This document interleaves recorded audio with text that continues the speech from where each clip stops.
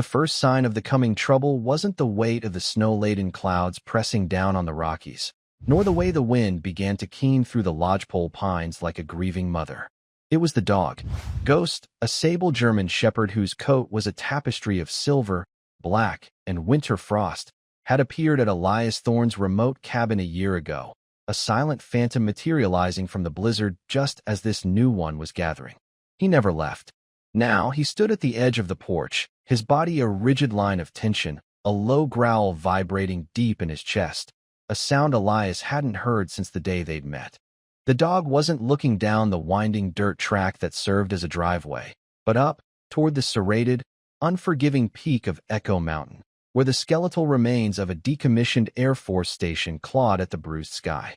Elias stepped onto the porch, the cold biting at his exposed hands, and placed a hand on the dog's powerful shoulder. Easy, boy. Just the storm talking, but Ghost didn't relax. His ears, finely tuned instruments of survival, were swiveling, locked on something beyond the range of human hearing. His gaze was fixed, unwavering, on the dead base. This story, like so many that matter, is about the lines we draw between the world we want and the world that is, and the loyal companions who guide us across that treacherous terrain. If you believe in the unbreakable bond between a man and his dog, and the quiet promise of redemption found in the wild, then you're in the right place. So make sure to subscribe for more tales of courage and loyalty. Ghost nudged Elias's hand with his nose, a firm, insistent pressure, then took a step toward the snow-choked forest that climbed toward the mountain. It wasn't a suggestion, it was a summons. Elias Thorne had come to these mountains to be left alone, to let the silence scour the noise of war from his soul. But the dog, his self-appointed guardian, was telling him the silence was a lie, and Ghost had never been wrong. With a sigh that plumed white in the frigid air, Elias went back inside, his movements economical, honed by years of discipline that felt like a lifetime ago. He pulled on insulated boots, a heavy parka, and strapped a custom-made survival knife to his belt. He grabbed a pack that was always partially ready, adding a thermal blanket, a powerful flashlight, and a pair of high-powered binoculars. He didn't take a rifle. Not yet. This was reconnaissance, not engagement. The ghosts he wrestled with now were his own. He had no desire to create new ones. When he emerged, Ghost was waiting, his paws leaving precise prints in the deepening snow, his tail held low and steady. He led the way, not with the bounding joy of a typical walk, but with the grim purpose of a soldier on patrol. They moved into the trees, the world shrinking to the muffled crunch of their steps and the sighing of the wind. The forest was a cathedral of snow and shadow, the pines heavy-laden, their boughs drooping in silent prayer. Elias moved with a practiced ease, his body remembering the rhythm of navigating hostile terrain, his eyes scanning, cataloging, assessing. He saw the bent twig that wasn't broken by snow, the faint scrape on a rock that wind couldn't make. Small things, things that meant someone, or something, had passed this way. Ghost moved ahead, a gray shadow against the white, his every sense screaming an alarm that Elias was only just beginning to decipher. The dog wasn't tracking an animal. There was no scent of elk or bear on the wind, no frantic searching for a trail. This was different. This was a direct, unswerving path toward the old base, as if drawn by a magnetic force. The climb grew steeper, the air thinner. The storm was closing in, the sky turning a deep, slate gray. Snow began to fall in earnest, thick flakes that swirled and danced, blurring the edges of the world. It was in storms like this that the memories came for Elias, the roar of the wind indistinguishable from the thumping rotors of a Black Hawk, the blinding white mirror of a flashbang in a dusty Afghan alley. He pushed the thoughts down, focusing on the dog, on the solid, reassuring presence of his companion. Ghost was his anchor in the swirling chaos of the past, the one living thing that had pierced the armor of his solitude. He had earned Elias's trust, and now he was spending it, leading him toward a place most sane people avoided. Echo Mountain Air Force Station had been shuttered for 30 years, a relic of the Cold War, its massive radar domes like the skulls of forgotten gods. Locals told stories of strange lights and phantom transmissions, the usual folklore that clings to abandoned military installations. But Elias knew the truth was often more mundane and more dangerous. They reached the perimeter fence after another hour of hard climbing. It was a 12-foot chain-link fence, topped with rusted concertina wire, a formidable barrier meant to keep people out. Or in. Most of it was buried under massive snowdrifts, but the section Ghost led them to was strangely clear, swept almost clean by a peculiar eddy in the wind. And that's where Ghost began to dig. He clawed at the frozen ground just beneath the fence line, his movements frantic, desperate. Snow flew from his powerful paws as he whined, a sound of pure, undiluted urgency. Elias knelt beside him, brushing away the snow. He didn't see anything at first, just frozen earth and rock. "What is it, boy? What do you smell?" He ran his gloved hand over the ground, feeling for a disturbance, a change in texture. His fingers brushed against something hard and unnaturally smooth. He pulled out his flashlight, its powerful beam cutting a sharp cone through the falling snow. He scraped away more of the dirt and ice, uncovering a thick, black cable, heavily insulated and new. It wasn't part of the base's original infrastructure. This was recent. It ran from somewhere out in the wilderness and passed directly underneath the fence. Following its path with the flashlight beam, Elias saw where it disappeared into a newly installed conduit box on a nearby utility pole just inside the fence line. A box that fed power not to the dead, skeletal structures of the base, but deep into the mountain itself. The base wasn't dead. It was sleeping, and something had just woken it up. Ghost stopped digging and looked at Elias, his intelligent eyes dark with meaning. The message was clear. This is it. This is what's wrong. The silence of the mountain was a lie, and they were standing at the very edge of the truth. The wind howled, a mournful cry that seemed to warn them away, but Elias knew, with a sinking certainty that settled deep in his bones, that turning back was no longer an option. He had to know what secret the dead mountain was keeping. Elias straightened up, his gaze sweeping the perimeter.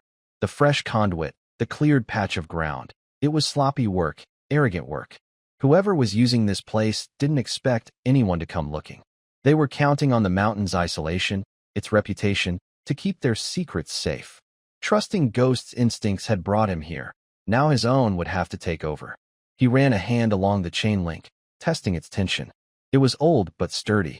He followed the fence line for 100 yards, Ghost trotting silently at his heel. The snow was a blessing and a curse, concealing the landscape, while also threatening to record his every move. He found what he was looking for near a cluster of jagged rocks that offered a natural break in the fence's otherwise straight line. A section had been cut and then crudely wired back into place, almost invisible under a dusting of fresh snow. It was a maintenance breach or an entry point. Either way, it was an invitation. He pulled a pair of wire cutters from his pack. The metal of the tool was painfully cold against his bare fingers, a sharp, grounding sensation.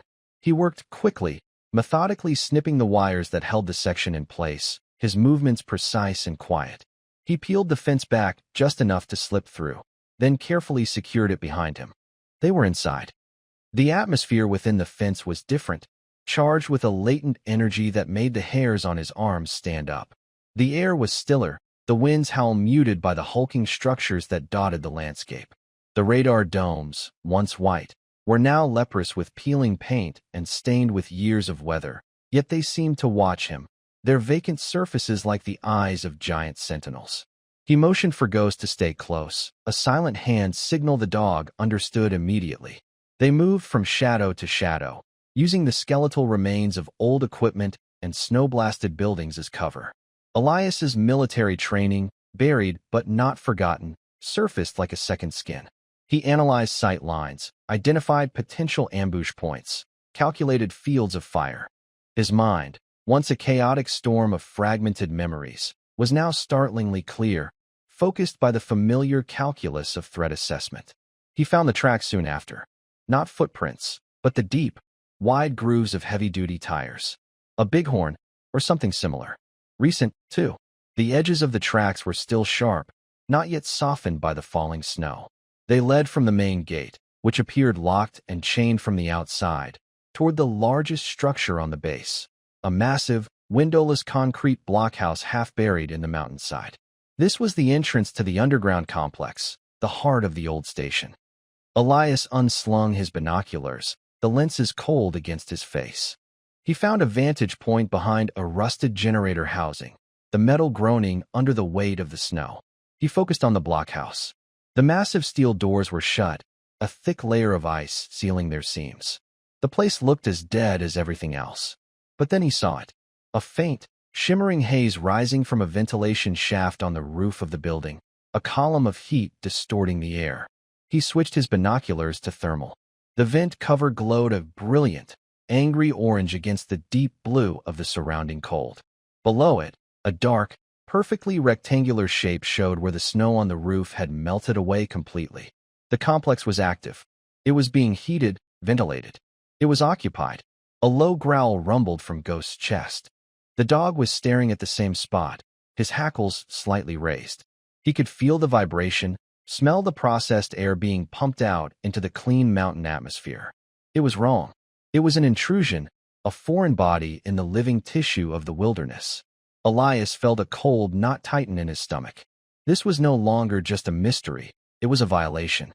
Someone was operating a clandestine facility inside a mountain he considered his sanctuary, and they were using enough power to melt snow in a blizzard. He lowered the binoculars, his mind racing.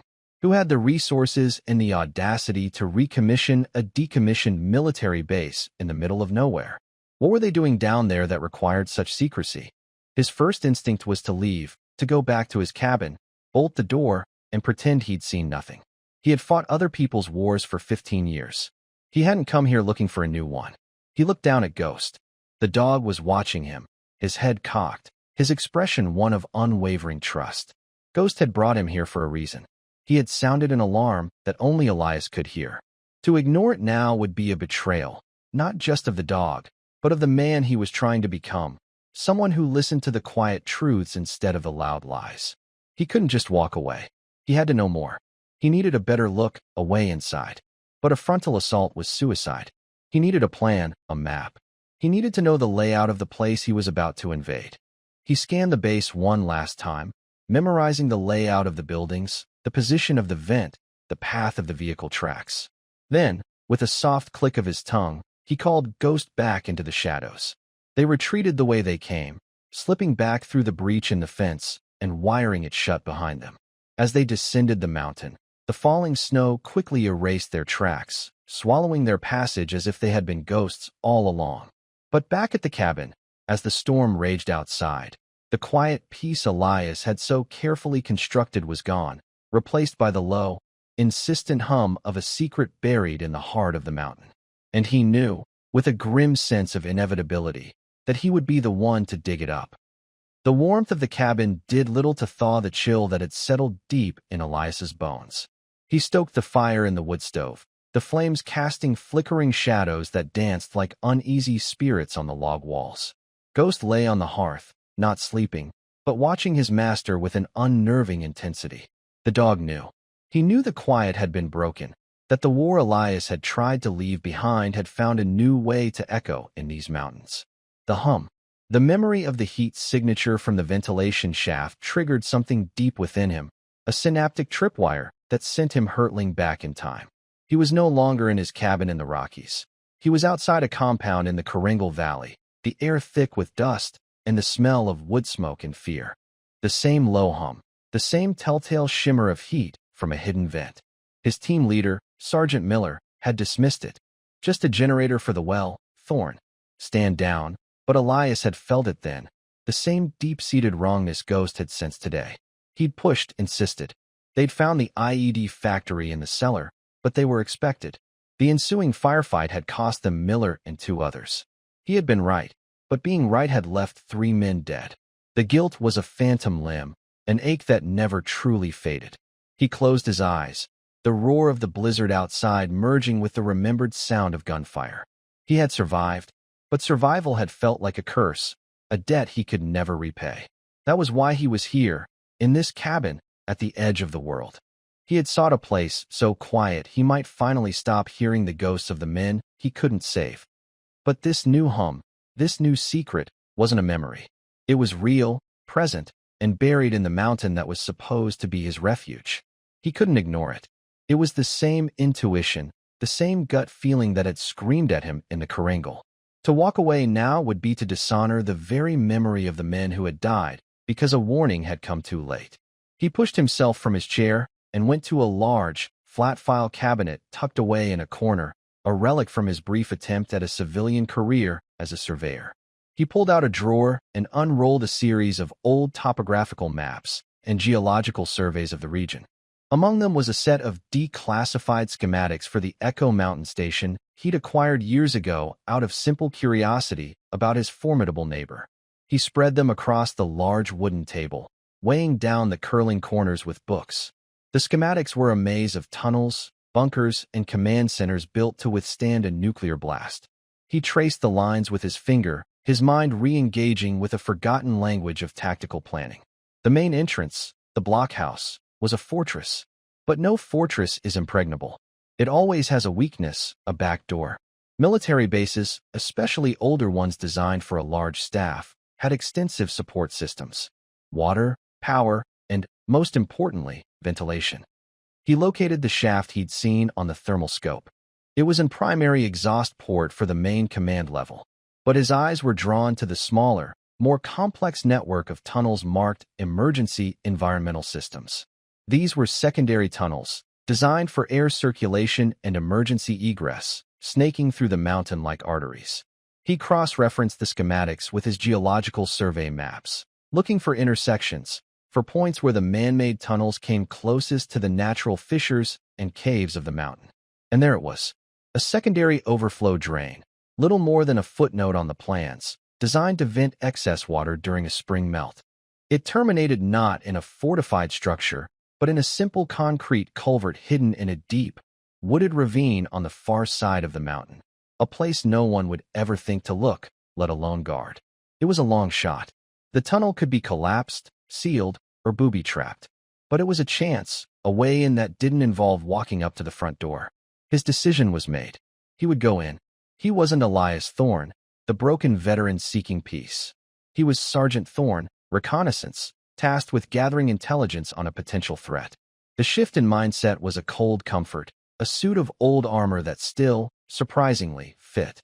He began to assemble his gear, his movements deliberate and efficient. This wasn't about aggression. It was about infiltration and information. He laid out his climbing harness, ropes, and carabiners. He checked the batteries on his headlamp and his small, high-resolution digital camera. He packed a compact thermal imager, a device that could see heat and tell him if someone was waiting on the other side of a door. His knife was already on his belt. He debated taking the rifle, a military-grade M4 he kept locked in a case. It felt like an escalation, a commitment to violence he wasn't ready to make. This was an intelligence-gathering operation. He would go and clean, get the data, and get out. The rifle stayed in its case. He packed high-energy food, water, and a small medical kit. He looked at Ghost, who had risen from the hearth and now sat watching him, a silent, knowing observer. "You're staying here, boy," Elias said softly.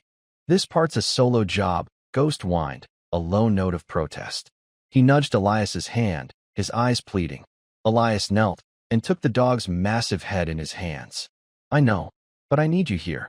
You're my overwatch, my early warning system. You guard this place." It was a lie, a rationalization, but one they both seemed to accept. The truth was, he couldn't risk the dog. Ghost was the only thing in his life he wasn't willing to lose. The next snowfall was predicted for pre-dawn. That would be his window. He would use the storm's cover to make his approach to the ravine. As he finished his preparations, the cabin felt less like a sanctuary and more like a forward operating base. The war had followed him home, and the battlefield was the mountain that had promised him peace. He sat by the fire, cleaning his knife with an oiled cloth, the rhythmic, repetitive motion a calming ritual. The ghosts were quiet now, replaced by the cold, sharp focus of a mission. He didn't know what he would find in the tunnels beneath Echo Mountain, but he knew he was the only one who could look. The world was a swirl of gray and white when Elias left the cabin, hours before dawn. The new storm had arrived as promised, a thick, wet snow that clung to every surface and muffled all sound. It was perfect cover. He moved through the familiar forest, now made alien by the darkness and the disorienting snowfall. He navigated by instinct and the faint glow of his compass, his path taking him on a wide, circuitous route around the base to the remote ravine on the mountain's northern face. The trek was arduous. The snow was deep, and the terrain was steep and treacherous, a tangle of fallen logs and hidden rocks. But the physical exertion was welcome. It burned away the anxiety, leaving only the cold, clear focus of the task ahead. After 2 hours of relentless climbing, he found it. The ravine was a deep scar in the mountainside, choked with ancient pines and shadows. He had to rappel the last 50 feet, his rope a thin, dark line against the snow-covered rock face. At the bottom, he found the culvert, almost completely hidden by overgrown rhododendron bushes heavy with snow. It was exactly as the schematics had described, a 3-foot diameter concrete pipe, its opening covered by a rusted iron grate. The grate was held in place by 4 thick bolts, their heads so corroded they looked like lumps of reddish-brown rock. Elias pulled a breaker bar and a socket wrench from his pack. The cold made the work slow and punishing. The bolts fought him, fused by decades of rust and neglect.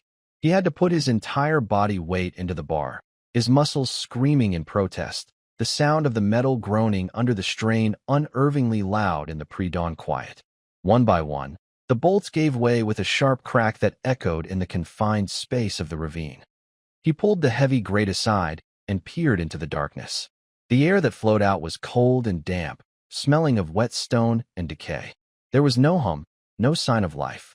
He clipped a small flashlight to his jacket and, after a final look back into the swirling snow, he squeezed into the pipe, pulling his pack in after him. He replaced the grate, leaving it resting in place, not bolted. It wouldn't stand up to inspection, but it would suffice for now. The tunnel was tight, forcing him to crawl on his hands and knees. The concrete was slick with moisture, and the darkness was absolute, broken only by the narrow beam of his light. The silence was profound, the only sound his own breathing and the scraping of his gear against the rough walls. He crawled for what felt like an eternity, the claustrophobia a physical weight pressing down on him.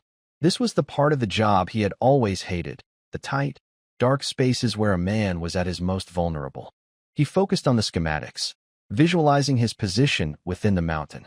After about 200 yards, the pipe opened into a larger junction chamber, a brick-lined cistern filled with debris. According to the map, this was it, the entry point into the base's emergency systems. He found the access hatch in the ceiling, a heavy iron plate coated in rust. A recessed will was designed to open it, but it was frozen solid. He used the breaker bar again, wedging it into the spokes of the wheel and throwing his weight against it. For a heart-stopping moment, nothing happened. Then, with a scream of protesting metal, the wheel turned. He spun it until the locking dogs disengaged, then pushed the heavy hatch upward. It opened into a narrow maintenance corridor.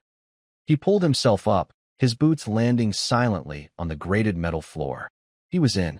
The air here was different, drier, warmer, and with a faint, almost imperceptible smell of ozone and sterilized air. He was below the main levels, in the guts of the facility. The corridor was dimly lit by emergency lights set into the concrete walls, casting long, distorted shadows. He unclipped the thermal imager and scanned the corridor ahead. It was clear, blue and purple, the colors of cold. He began to move, his steps silent on the metal walkway. He was a ghost in the machine, moving through the forgotten arteries of the base. He passed massive pipes coated in condensation, thick bundles of cables, and humming electrical transformers that vibrated through the soles of his boots. He checked the imager at every junction, clearing his path before proceeding. He was ascending, moving toward the hum, toward the source of the heat. He found a ladder leading up to a ventilation duct, wide enough for a man to crawl through. The schematics showed it was a direct route to the sublevels of the main command center. He pulled himself into the duct, the metal cold and smooth. It was another tight, dark space, but this one carried the sounds of the base. He could hear the low, steady thrum of the ventilation system, the distant hum of machinery, and something else, voices. The sound was faint, muffled, but it was unmistakably human. He crawled forward, toward the sound, his heart pounding a slow, steady rhythm against his ribs.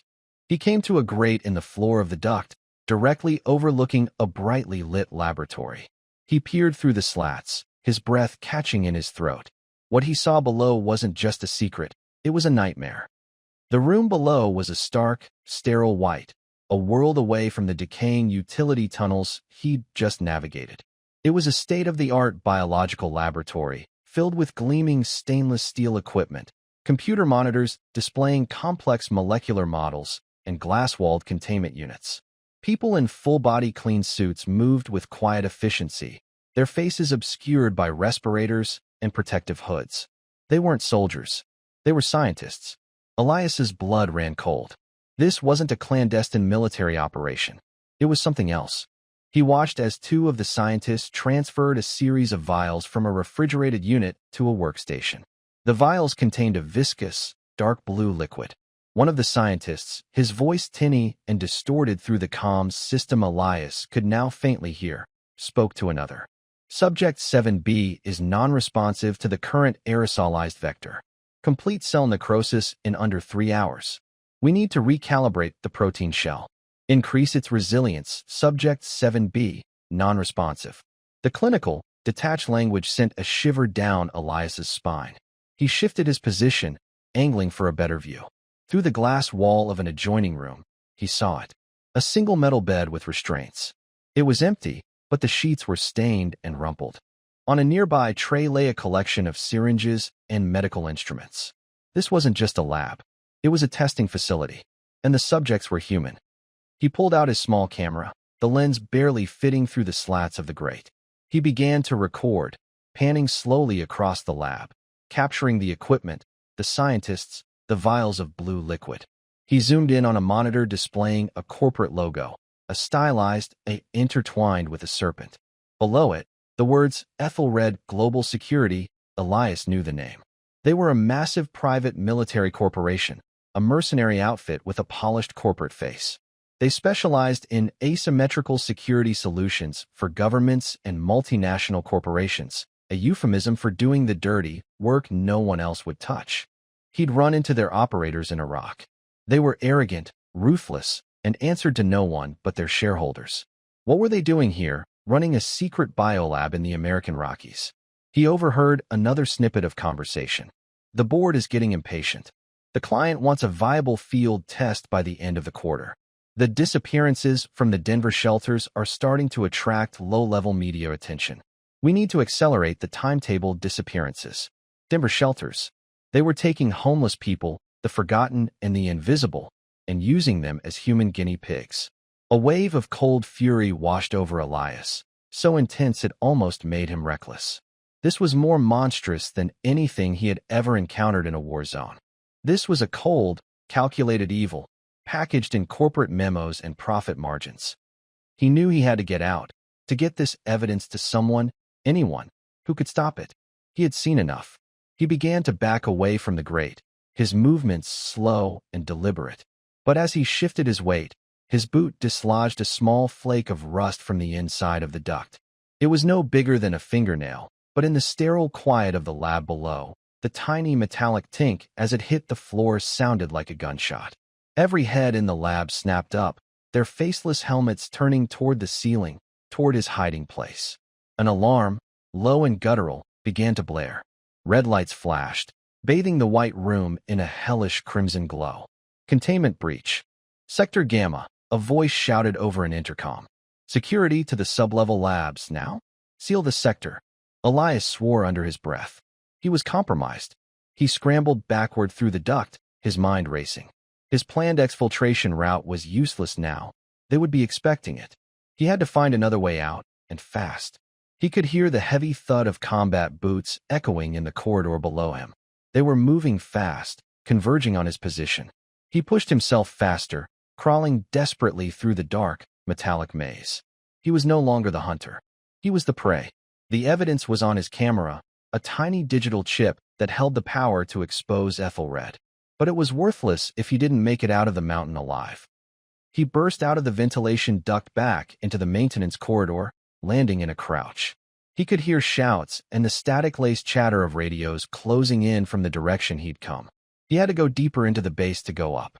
He ran, his boots clanging on the metal walkway, the sound echoing through the concrete guts of the mountain. He took a side ladder leading to a higher level, emerging into a different kind of corridor. Here, The walls were painted, the lights were brighter, and there were actual doors with designation plates. Quarters, mess hall, communications. He was in the old living quarters of the base. He risked a glance behind him. Two figures in black tactical gear appeared at the end of the hall, rifles raised. There. Subject is hostile. Do not engage with lethal force. Thorne wants him alive, one of them yelled. Thorne. The name hit him like a physical blow. It had to be a coincidence. But in this nightmare world, coincidences felt like luxuries. They weren't shooting to kill. They wanted him, and more importantly, what he knew. That was worse. He ducked into an old barracks room, the door groaning on its hinges. The room was filled with dusty, metal-framed bunk beds, ghosts of the airmen who had once slept here. There was no other exit.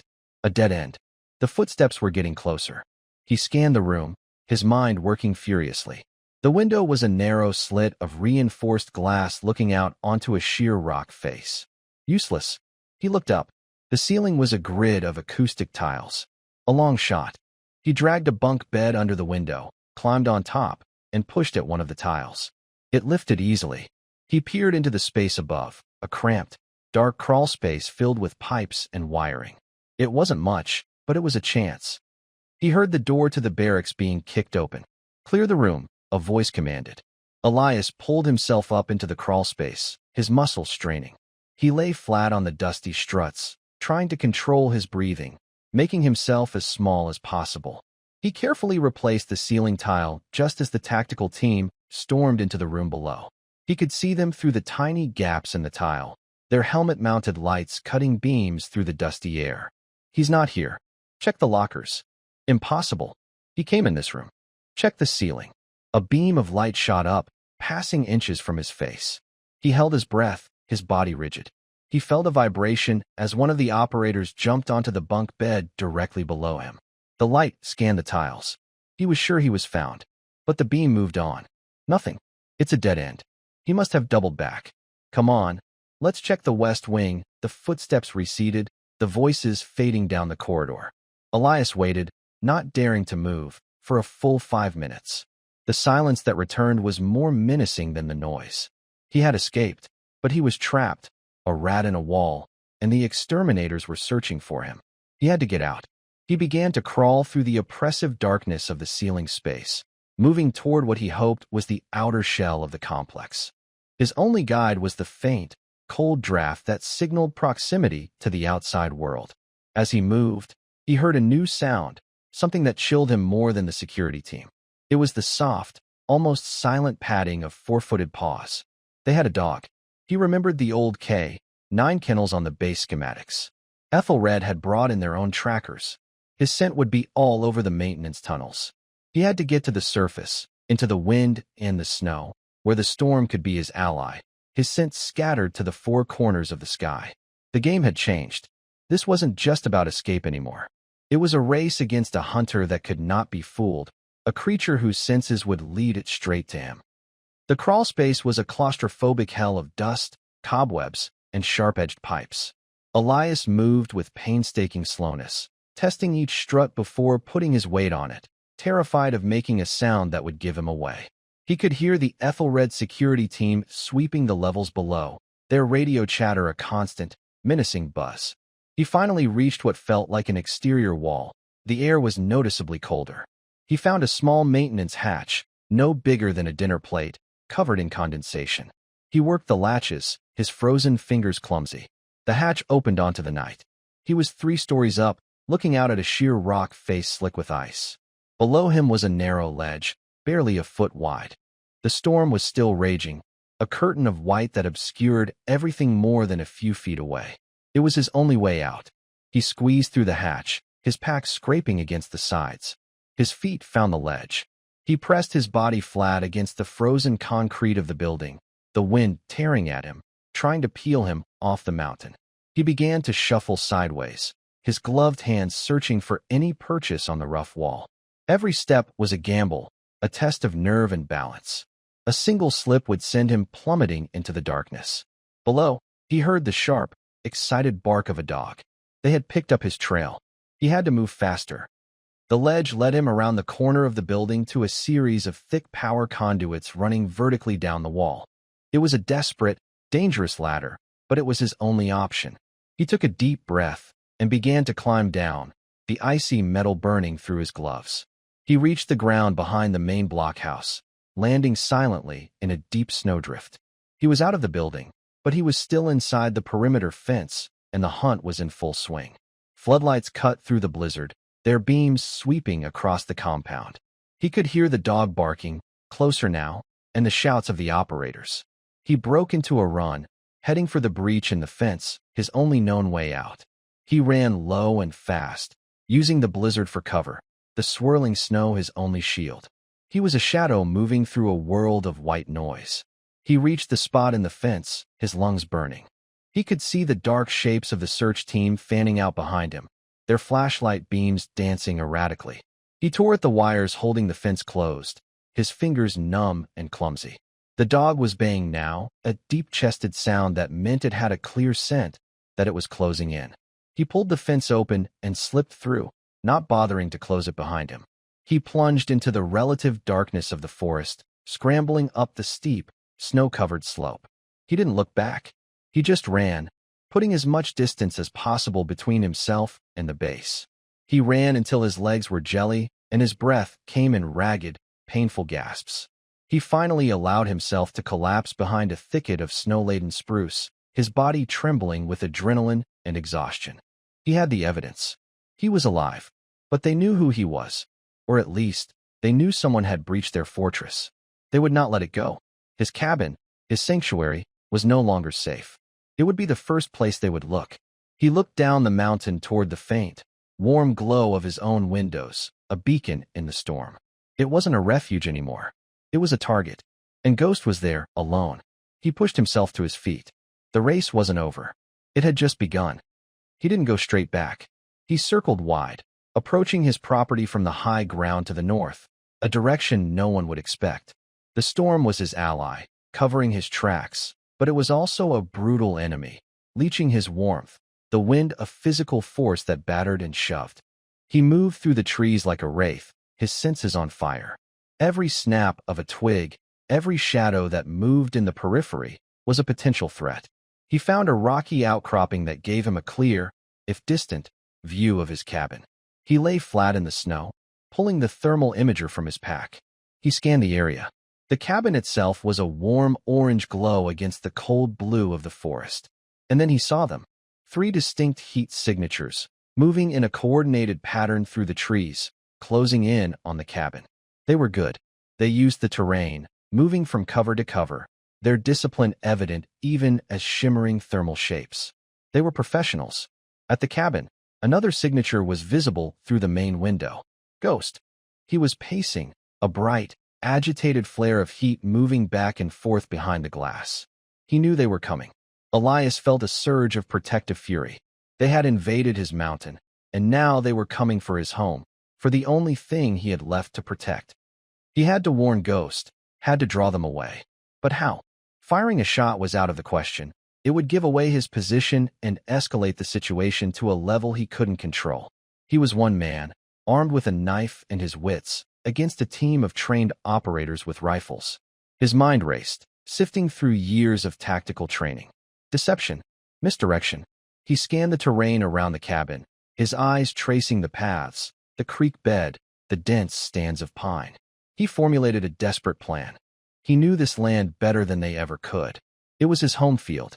He began to move, circling even wider, putting himself between the approaching team and the main road. He found a narrow game trail that led down to the creek.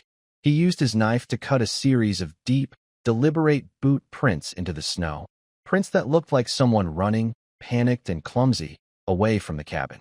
He broke branches, kicked up snow, making the trail as obvious as possible. He followed the creek for 50 yards, then carefully backtracked in his own footprints, and stepped onto a large, flat rock swept clean by the wind, leaving no trace.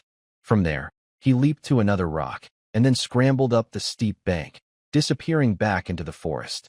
It was a classic deception, a trick to pull the hunters onto a false trail. He made his way back to his observation point. He didn't have to wait long. One of the operators, the point man, found the tracks. Elias watched through the imager as the man knelt, studied the trail, and then spoke into his radio. The three heat signatures converged, then began to move down the game trail, following the false path toward the creek. It had worked, for now, but it wouldn't hold them for long. He needed a better diversion, something to pull them off the mountain entirely. He moved again, this time toward the winding dirt road that led from his cabin down to the main highway miles below. Along the road, half buried in a snowdrift, was his old, beat-up pickup truck. It hadn't run in a year, but it still had a battery and a full tank of gas. He reached the truck, the wind howling around him. He popped the hood, the metal shrieking in the cold. He used his knife to strip 2 wires from the ignition system. He then went to the back of the truck, opened the fuel cap, and stuffed a greasy rag from the truck bed deep into the tank, leaving a short tail hanging out. He touched the 2 wires together. A spark jumped. He touched them again, and again, until a spark caught the frozen, gas-soaked fibers of the rag. It sputtered for a moment, then caught, a tiny orange flame fighting against the wind and snow. He scrambled away from the truck, taking cover behind a wall of rock. He waited. The flames slowly crawled down the rag, a tiny fuse burning toward a full tank of gasoline. The explosion was a deafening roar that ripped through the storm-laden quiet of the mountain. A massive fireball erupted into the night, a blossom of orange and yellow against the white, momentarily turning the snowy landscape into a scene from hell. The shockwave hit him a second later, a solid punch of air that rattled his teeth. Car alarms, miles down in the valley, began to wail in response. He risked a look. The truck was a twisted, burning pyre. He immediately turned his attention back to the thermal imager, scanning for the Aethelred team. He saw them, 3 bright shapes, running back up the trail from the creek, their movements urgent, no longer stealthy. They were spooked. A burning truck on a remote mountain road meant witnesses, questions, local police. Their quiet little house call had just turned into a public spectacle. He watched them confer for a moment. Then, to his immense relief, they began to retreat, moving quickly back the way they came, toward the base. He had won. He had protected his home, but it was a hollow victory. He had saved Ghost, but he had sacrificed his truck, his anonymity, and any hope of a quiet life. They would be back, and next time, they would be more prepared. The fire from the burning truck cast a demonic, flickering glow on the snow. It was a beacon, and it had not only chased away his enemies, it had also signaled his presence to the entire valley. He was exposed. He had to get the evidence out, and he had to do it now, before Aethelred Global sealed the mountain and everyone on it. He looked toward his cabin. He had to get his dog, a few essential supplies, and disappear before Aethelred realized their mistake and came back in force. His sanctuary was compromised. His home was a battlefield. His war was just beginning. Elias moved quickly toward the cabin, the orange glow of the burning truck at his back. He entered his home not as its owner, but as an infiltrator, his senses on high alert. Ghost met him at the door, not with a bark, but with a low whine, pressing his body against Elias's leg, a gesture of profound relief and shared anxiety. "I know, boy. I know. We gotta go." Elias didn't waste time. He went straight to his gun safe. The time for non-lethal deterrence was over. They had laid siege to his home. The rules of engagement had changed. He pulled out the M4 carbine, its familiar weight a grim comfort in his hands. He strapped on a chest rig with 4 extra magazines. He grabbed a small go bag he always kept packed with survival essentials, fire starters, water purification tablets, a more comprehensive medical kit. He also took a small, hardened laptop and a set of encryption drives. The evidence on his camera was damning, but it needed context, a narrative, and it needed to be sent through channels so secure they couldn't be traced or intercepted. His mind was already miles away, planning his next move. He couldn't just walk into the local sheriff's office. Aethelred was a multi-billion-dollar corporation with deep connections. They could squash a local investigation, discredit him as a disturbed veteran, and make the evidence disappear. He needed someone outside the system, someone he could trust implicitly. Jedediah Croft, his old training sergeant, retired now, living a quiet life as the part-time sheriff of a small, forgotten town called Absolution, 100 miles away, on the other side of the dividing range. Jed was old school. He was a man who understood honor, who believed in right and wrong, and who hated corporate mercenaries with a biblical passion. If anyone would believe him, it was Jed. But getting to Absolution was the problem. His truck was a funeral pyre. The roads would be watched. Aethelred's security head, this Thorne, whoever he was, had been sloppy once. He would not make the same mistake twice. They would expect him to head for the highways, for civilization. So he would do the opposite. He would go over the mountain. A brutal, dangerous trek through the heart of the blizzard, across the high passes that were considered impassable in winter. It was insane. It was also his only chance. He pulled on his snowshoes, cinching the bindings tight. He filled a thermos with hot coffee from the pot on the stove. He looked around the cabin one last time, at the life he had built here, the quiet, the peace. It was all gone, lost in the space of a single night. He opened a can of dog food for Ghost, who ate quickly, sensing the urgency. "Ready for a long walk, boy?" he murmured, scratching the dog behind the ears. Ghost looked up, his eyes clear and steady. He was ready. They left through the back door, melting into the storm, two ghosts leaving a haunted house behind. The journey was a descent into a frozen white hell. The wind was a physical entity, a shrieking banshee that clawed at their faces and drove the snow into their eyes with the force of sandblasting. Navigation was nearly impossible. Elias relied on his compass, his memory of the terrain, and Ghost. The dog was magnificent, a force of nature in his own right. He moved ahead, his powerful body cutting a path through the deep drifts, his instincts guiding them around treacherous ice patches and hidden crevasses.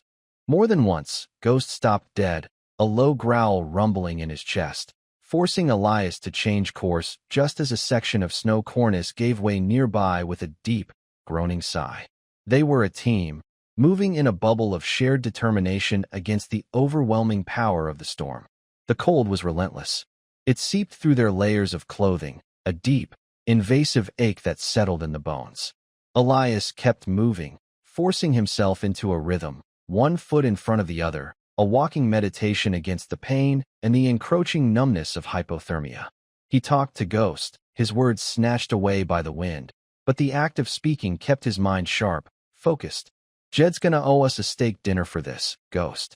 A big 1 inch." As they climbed higher, toward the pass, the memories came again, unbidden. Not of combat this time, but of a survival training exercise in the Alaskan range. He and Jed, younger then, caught in a similar whiteout.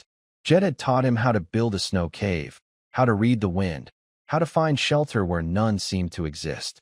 "The mountain doesn't care if you live or die, Thorne," Jed had said, his face rimmed with ice.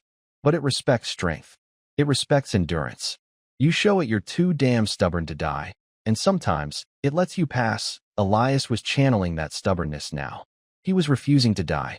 After hours that felt like days, they found a small ice cave behind a frozen waterfall, a temporary reprieve from the storm's fury. They huddled together in the darkness, sharing body heat.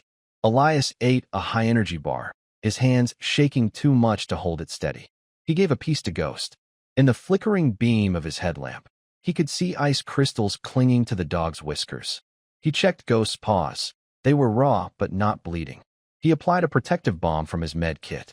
"You're doing good, boy," he whispered, his voice hoarse. "You're doing real good." The dog rested his head on Elias's lap, a silent acknowledgement of their shared ordeal. In the cave, the silence was a living thing, broken only by the muffled roar of the wind outside. Elias took out the hardened laptop. He had a small, satellite-based data transmitter, military-grade, slow and unreliable, but untraceable. He had to try. He powered it on, the screen an impossibly bright rectangle in the dark. He began to compose a message to Jed, encrypting it with a code they had used 20 years ago. It was a simple message, stripped of all but the most essential details. Echo Mountain, Aethelred Global, Biolab, hostages, evidence en route, need quiet welcome, Thorne. He attached a single, low-resolution image from his camera, the Aethelred logo on the lab monitor. He aimed the small satellite dish through the cave opening and initiated the transmission. The progress bar crawled across the screen at a glacial pace. Every minute spent transmitting was a minute he was vulnerable, a tiny electronic voice shouting his location into the void. The transmission completed. He shut everything down immediately, plunging them back into darkness. He had sent his message in a bottle. Now all he could do was pray it reached the right shore. They rested for another hour, then pushed on. The worst of the pass was still ahead, and he knew, with a cold certainty, that Aethelred would not have given up. They were hunting him, and their resources were far greater than his. They would have helicopters with thermal imaging, teams on snowmobiles. The moment the storm broke, they would find him. He had to make it over the pass before then. He had to get to Absolution. The dawn, when it came, was not a sunrise but a slow, gray dilution of the darkness. The storm had lessened its intensity, the wind dropping from a roar to a steady, mournful moan. They were on the summit of the pass, a windswept saddle of rock and ice. The view was staggering. Below them, on the other side of the range, lay a new valley, a new world. But the relative clear air was a liability. He scanned the sky behind him. Nothing yet. He began the descent, a long, grueling slog through waist-deep powder. His body was a symphony of pain, his muscles screaming, his joints on fire. But the thought of Jed, of a safe harbor, drove him on. They were halfway down the western slope when he heard it. The sound he had been dreading. The distinct, rhythmic whump-whump-whump of helicopter rotors, faint but growing steadily closer. He looked back. A sleek, black helicopter, a dark insect against the gray sky, was circling the pass he had just crossed. They were tracking him. He grabbed Ghost and pulled him under the cover of a dense stand of fir trees. The helicopter drew closer, its searchlight cutting a bright swath across the snow. It was moving in a grid pattern, systematic, efficient. They would find his tracks eventually. He had to create another diversion. His gaze fell on a steep, avalanche-prone slope just below his position. A massive cornice of snow hung precariously over the edge. It was a long shot, but it was the only one he had. He unslung his M4. He hadn't wanted to use it, but they had left him no choice. He took careful aim at the base of the cornice, where the snow was weakest. He squeezed the trigger, firing a 3-round burst. The crack of the rifle was shockingly loud, echoing across the valley. The bullets stitched a dark line across the white snow. For a moment, nothing happened. Then, with a sound like cracking thunder, a fissure appeared. The entire face of the slope gave way, a colossal river of snow, ice, and rock pouring down the mountain. The avalanche was immense, a terrifying display of nature's raw power. It thundered down the slope, erasing his tracks, erasing the landscape itself. The helicopter, caught off guard, banked sharply to avoid the massive powder cloud that billowed up to meet it. He used the chaos to move, plunging deeper into the forest, heading for the valley floor. The avalanche had bought him time, but it had also been a massive, explosive announcement of his exact location. The hunt was no longer a chess match. It was a race to the finish line, and Absolution was still miles away. The town of Absolution was nestled in a forgotten corner of the valley, a handful of buildings clustered around a single, snow-dusted main street. It was a place the world had left behind, which was precisely why Jed Croft had chosen it for his retirement. Elias and Ghost approached from the woods, avoiding the main road. They were both running on fumes, their bodies pushed to the absolute limit of endurance. Elias could see the town's only gas station, a small church, and a building with a faded sign that read Lumber Mill. It was the old, abandoned mill on the outskirts of town that he chose as his rendezvous point. It offered cover and multiple escape routes. He found a hiding place in the cavernous main building, amidst towering stacks of rotting lumber and silent, rust-covered machinery. He sent Jed one final, simple text message, Mill. Then he waited, his rifle ready, his back against a massive circular saw, Ghost a silent, exhausted sentinel at his feet. The wait was agonizing. Every creak of the old building, every gust of wind rattling the corrugated iron roof, sent a jolt of adrenaline through him. Was Jed coming? Had he even gotten the message? Or was the next vehicle to arrive going to be a black SUV full of Aethelred operators? He heard the crunch of tires on snow. He peered through a grimy window. It wasn't Jed's old pickup.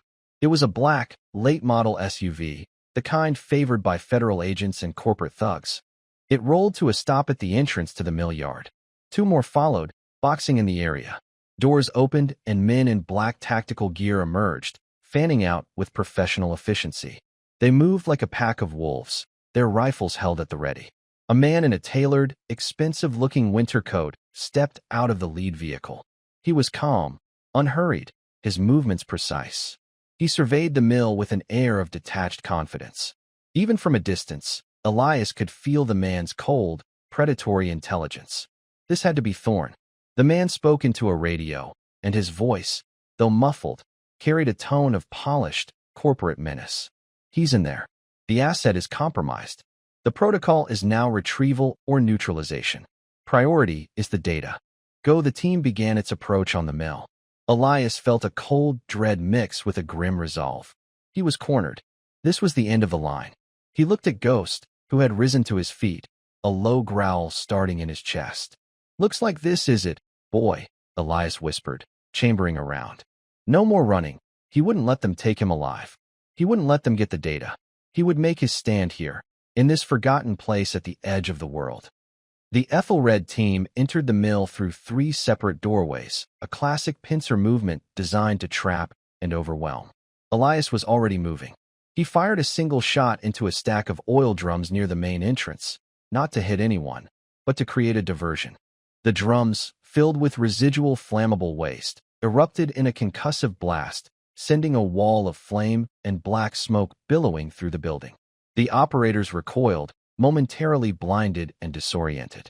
Under the cover of the explosion and the ensuing chaos, Elias and Ghost slipped deeper into the labyrinth of machinery. The mill was a perfect battleground for a guerrilla fighter. It was a maze of shadows, catwalks, and cover. Elias knew he couldn't win a direct firefight, but he could bleed them, confuse them, and make them pay for every foot of ground. He scrambled up a rickety ladder to a catwalk that ran the length of the building. From this vantage point, he could see the operators spreading out below, their weapon-mounted lights cutting through the smoke. "Fan out. Find him." "Thermal imaging is useless with this fire," their leader shouted. Elias moved silently along the catwalk. An operator passed directly beneath him. Elias dropped down, his descent silent, landing on the man's shoulders, driving him to the ground. He disarmed him and delivered a precise, disabling blow to the man's neck before melting back into the shadows. One down. He and Ghost worked in perfect, deadly sync.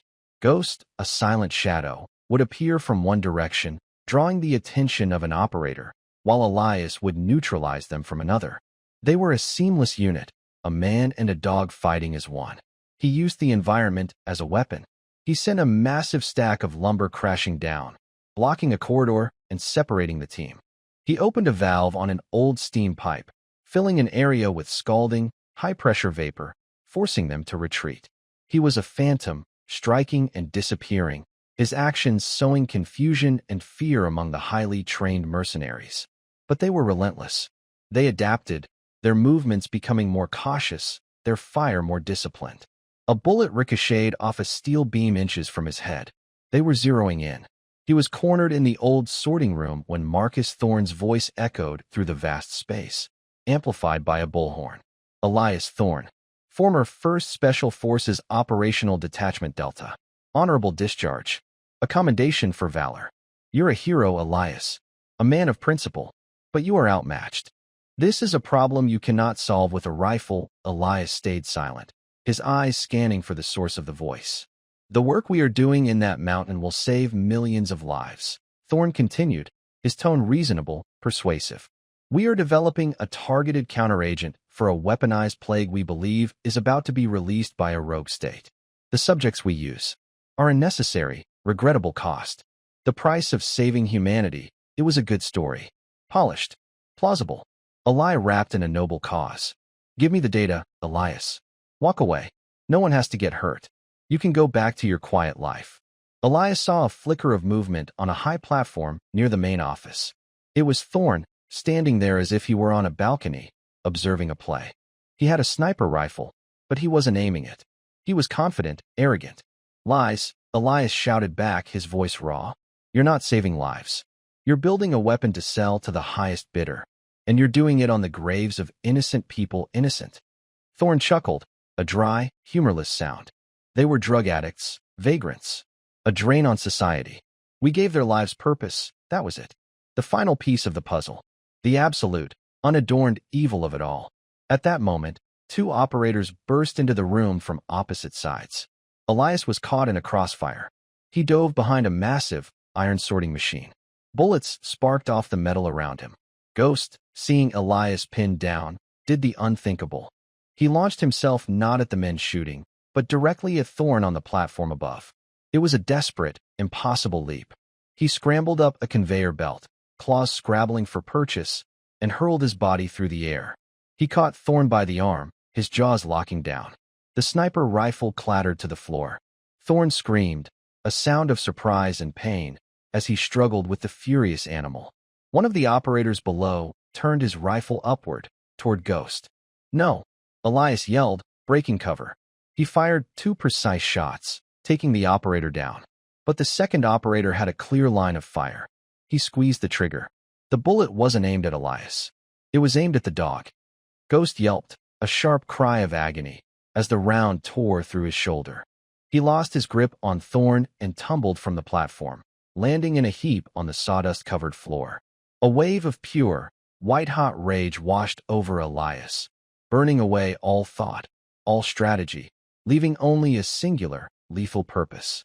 He charged the remaining operator, a guttural roar tearing from his throat. He moved with a speed and ferocity that the mercenary was not prepared for. He didn't just disarm the man. He dismantled him, his movements a blur of controlled, devastating violence. He left the man broken and unconscious on the floor. Then he looked up at Thorne. The corporate killer was scrambling for his rifle. Elias was faster. He scaled the structure, his rage giving him inhuman strength.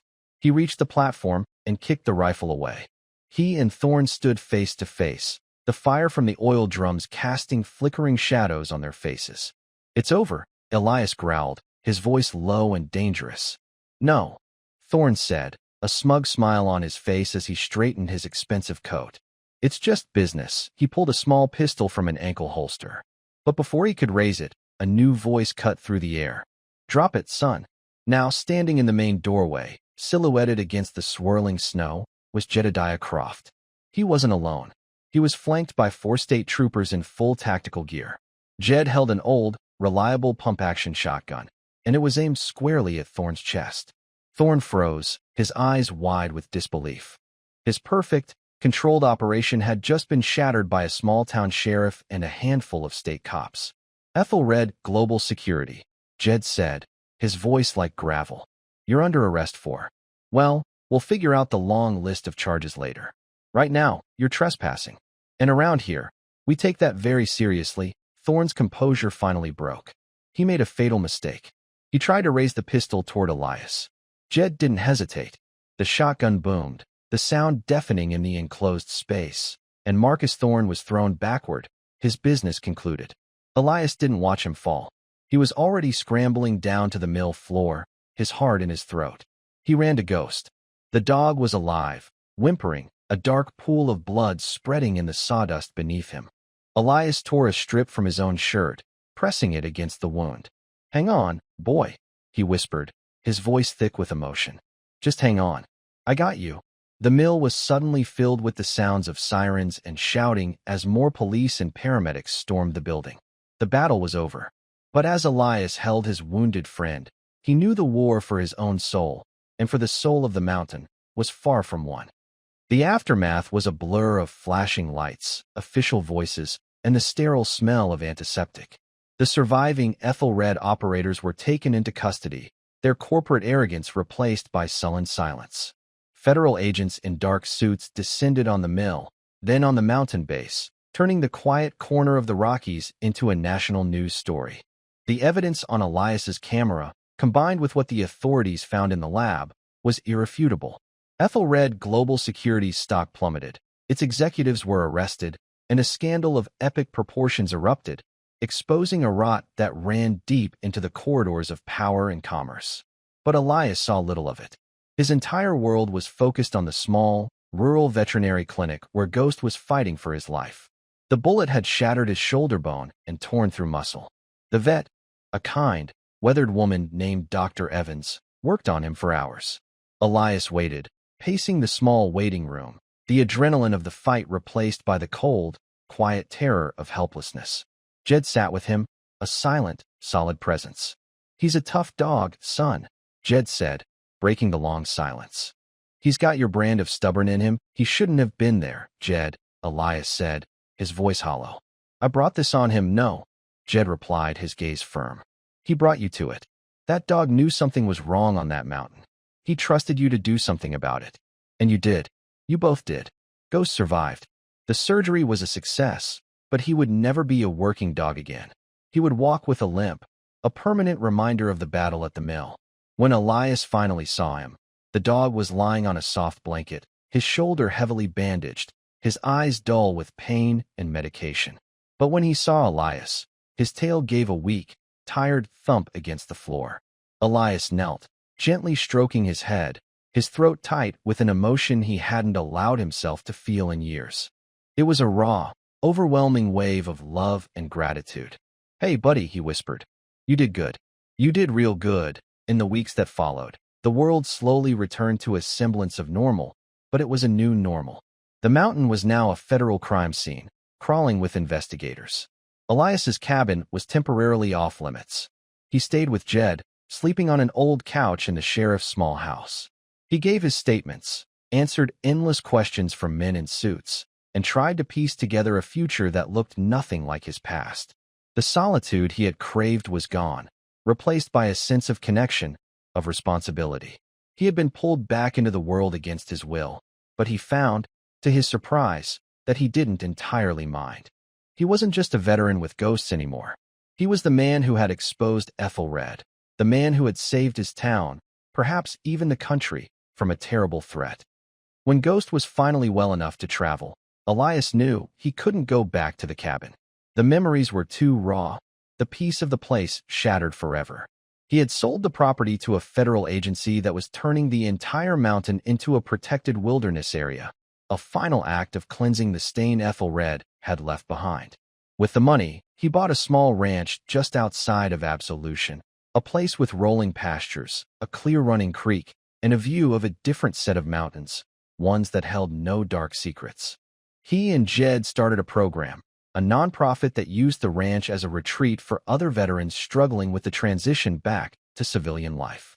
They used equine therapy, wilderness expeditions, and simple, hard work to help men and women find their footing again. They adopted retired military working dogs and other shelter animals, pairing them with veterans who needed a loyal companion to help them navigate the darkness. Elias had found a new mission. He was no longer running from the war. He was using the skills it had taught him to heal others, and in doing so, he was healing himself. One crisp autumn morning, months later, Elias sat on the porch of his new home, a cup of coffee steaming in his hands. The air was clean and cold, the aspen trees on the distant hillsides a blaze of gold. Ghost lay at his feet, his head resting on his paws. His limp was pronounced, but his eyes were bright and clear. He was content. He was home. Jed pulled up in his old truck, a smile on his face. "Morning, Thorne. Got a new arrival. Marine Sergeant, just out of Walter Reed. He's a tough case," Elias nodded, looking out at the mountains. "We've handled tough before." He looked down at Ghost and stroked the dog's soft ears. Ghost had followed him out of the darkness of his past and led him to this place, this purpose. He had been more than a stray, more than a pet.